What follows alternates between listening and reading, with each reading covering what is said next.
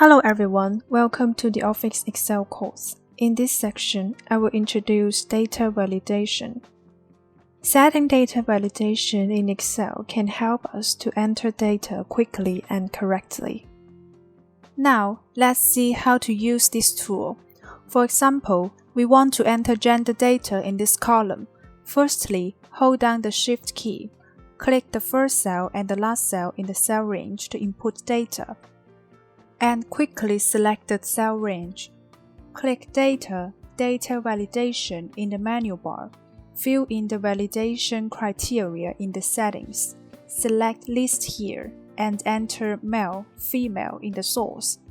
Pay attention here, you need to use commas in English to separate these two values. Click OK. In this case, you don't need to enter the word. Just drop down the list and select the value as needed.